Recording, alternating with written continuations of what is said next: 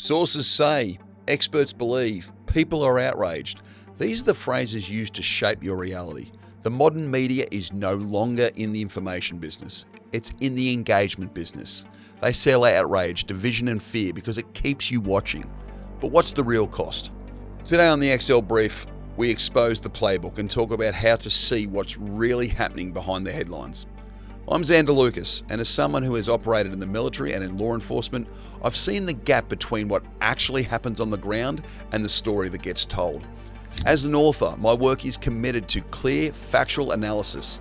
That is the entire mission of this channel, to give you the truth, even if it's inconvenient, and arm you with the ability to think for yourself. If you're tired of being misinformed and want analysis that respects your intelligence, subscribe to the channel. Let me know in the comments what you think about the state of the media today. If you don't read the newspaper, you're uninformed. If you do read it, you're misinformed.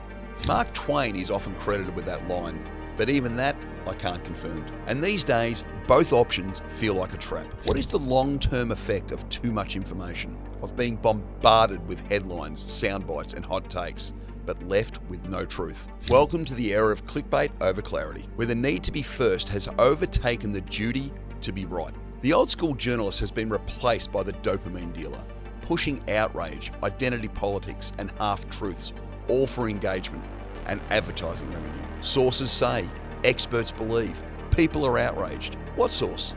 What expert? Where's the outrage? Is it real or just trending? Because here's the truth. Misleading headlines, fake news, and outright lies are now standard. And don't get me wrong, I see the irony. I'm building a platform here, a voice, a brand, and yes, someday I'd like to make money from it. But here's my promise to you. If I quote a source, I'll try to fact check it. If I get something wrong, I'll wear it, because there should be consequences for misinformation. Unfortunately, the mainstream media seems to be immune from that concept. Let's just look at the past few weeks. The protests over ICE detention centers in the United States were dominating headlines. Media outlets could not get enough of the outrage. It was the lead story, wall-to-wall coverage. Then, Israel striked Iran. Suddenly, the protests, gone, dropped like a lead balloon. The coverage vanished. And guess what? So did the protests. Almost like the media wasn't covering the protests, it was fueling them. And this is where my mind goes, especially over the past 5 years. When you're being flooded by a 24 hours news cycle, ask yourself, what else is happening? What's not being talked about? What are we being distracted from? Because when the truth becomes a business model and journalism becomes performance art, the casualty is your attention, your focus, your freedom to think for yourself.